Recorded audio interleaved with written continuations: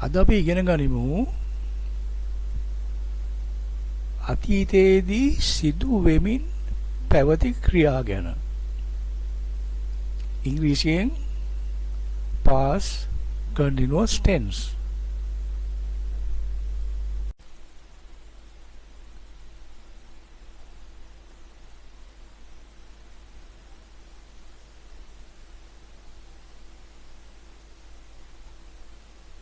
I was going to school in the rain.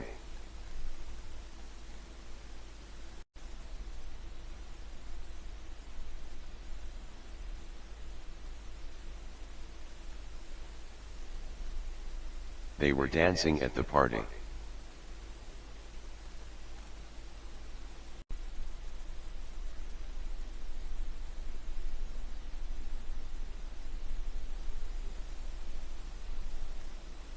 Mother was cooking in the kitchen.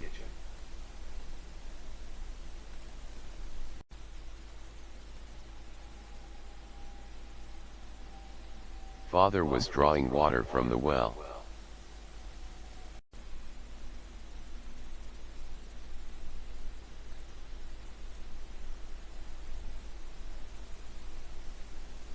You were reading a book till late last night.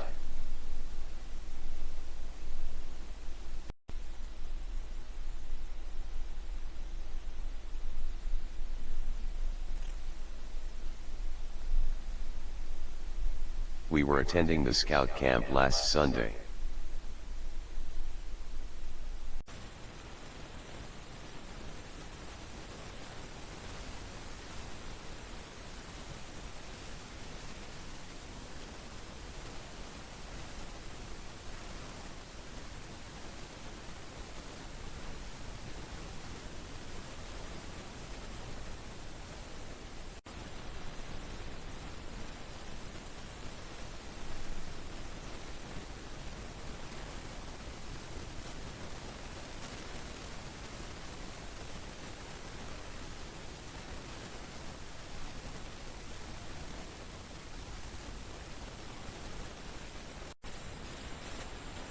අපි ඉගෙන ගනිමින් ඉන්නේ අතීතයේදී සිදුවෙමින් පැවති ක්‍රියා ගැන. අපි කලින් දැක්කා දුටුරාමයේ වාක්‍යය. පළවෙනියෙන් අපි දැක්කා I was going to the school yesterday in the rain. Sinhala තේරුම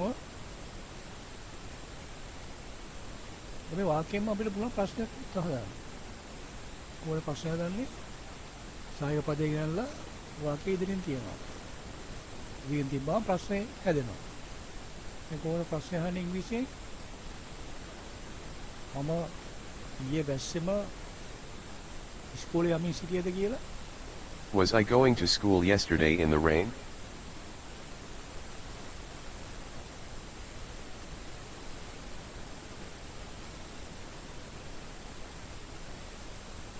යමි ඊළඟ වාක්‍යෙත් They were dancing at the party. Sinhala තේරුම අපි ප්‍රශ්නයක් අහන්න ඕනේ ඒගොල්ලෝ පාටි එකේදී නටනට හිටියද කියලා සායක පදේ ගන්නලා වාක්‍ය ඉස්සරහින් තියෙනවා. ඉබ්බාම හැදෙනවා ප්‍රශ්න. Were they dancing at the party? මේ දැන් සිංහල තේරුම. දැන් තේරෙනව නේද කොහොමද කියලා ප්‍රශ්නයක් අහන්නේ අතීතයේ සිදු වෙමින් පැවති ක්‍රියාවක් ගැන? හරි ලේසි. අපේ වාක්‍ය විතරයි අවශ්‍ය. අපේ වාක්‍ය ඉගෙන ගත්තාම අපිට ඒක ප්‍රශ්නෙට හරවන්න හරිම ලේසියි. ප්‍රශ්න හරවන්න හරිම ලේසියි. දැන් බලමු ඊළඟ ප්‍රකාශය අපි බලමු. Mother was cooking in the kitchen. දැන් අපිට එහෙම වෙමින් තිබ්බද කියලා ප්‍රශ්න අහන්න සායක පදේ ගන්නලා ඉදිරියෙන් තියෙනවා. ඉදිරියෙන් තිබ්බාම ප්‍රශ්නය හැදෙනවා. Was mother cooking in the kitchen? සිංහලෙන් අපි යමු ඊළඟ ප්‍රකාශයට. Father was drawing water from the well. එහෙම කර්මින් හිටිය තාත්තා කියලා අහන්න සායක පදේ ගෙනල්ලා ඉදිරියෙන් දිනනවා. ඉදිරියෙන් තිබ්බාම Was father drawing water from the well? දැන් මම හිතනවා උගලන්ට මගේ වීඩියෝ ටික බැලුවා නම් මේක තේරුම් ගන්න හරිම ලේසියි. ඔයාලට ඉංග්‍රීසි කතා කරන්න හරිම ලේසි වෙන්න ඕනේ. දැන් බලමු ඊළඟ ප්‍රකාශය. You were reading a book till late last night.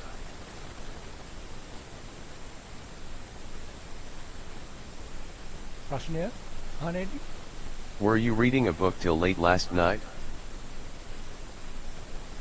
එදී Sinhala තේරුම.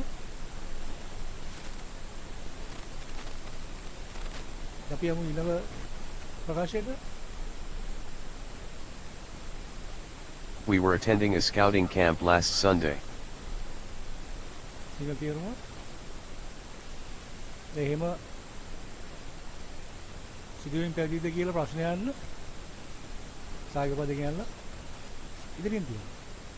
ඉතින් ප්‍රශ්නය කරනවා. ඉතින් මේක මෙන්න මේ ටික විතරයි අපි ඉගෙන ගන්න ඕනේ.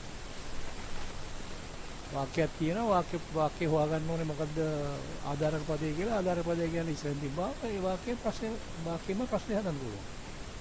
Were we attending the scout camp last Sunday?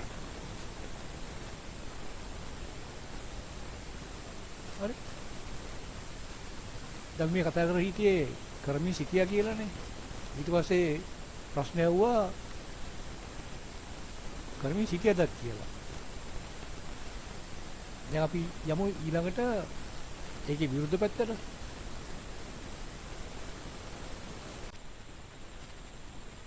දැන් අපි ඉගෙන ගන්න යන්නේ නොකරමින් සිටියා. එහෙම නැත්නම් නොකරමින් සිටියාද? මේ ගැන දැන් අපි බලමු කොහොමද කියන්නේ කියලා. නොකරමින් සිටියා කියලා කියන්නේ මේ විදිහට. No, I wasn't going to cinema in the rain. Sinhala තේරුම මම නෑ යමින් සිටි සිනමා ශාලාවට වැස්සේ. ඒක පැහැදිලිද?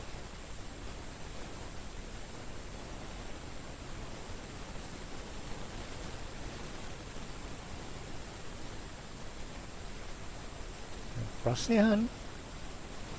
ප්‍රශ්නය අහන්න. ඒ සායක පදේ ගෙනල්ලා ඉදිරියෙන් තිබ්බා. දැන් ප්‍රශ්නය අහන්න. Wasn't I going to cinema in the rain? උත්තර දෙන්න. No, I wasn't going to cinema in the rain. Sinhala තේරුම. තව උදාහරණයකට යමු. Weren't they playing cards at the party?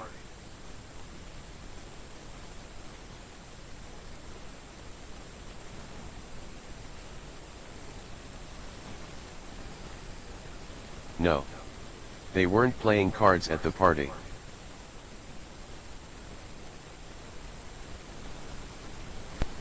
තව උදාහරණයක් ගමු. Wasn't mother cleaning in the kitchen?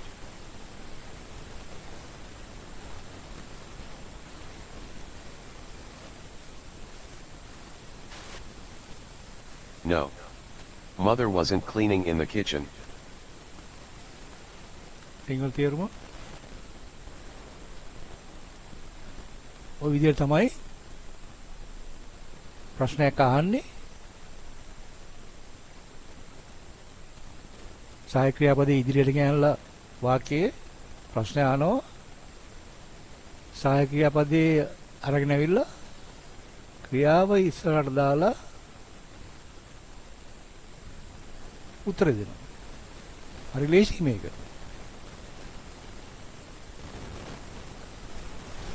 Wasn't father washing clothes at the well?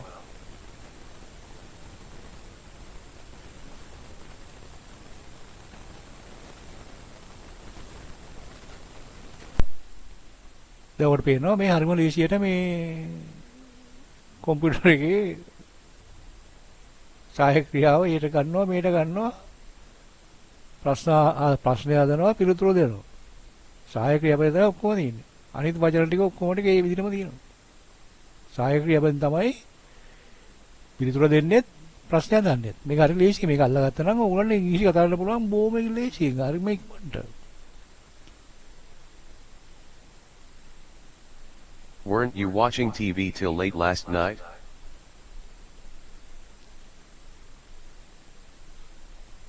No. You weren't watching TV till late last night.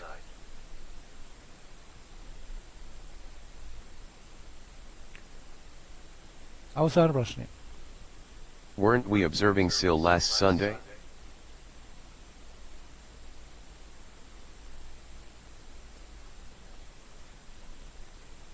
No. We weren't observing SIL last Sunday.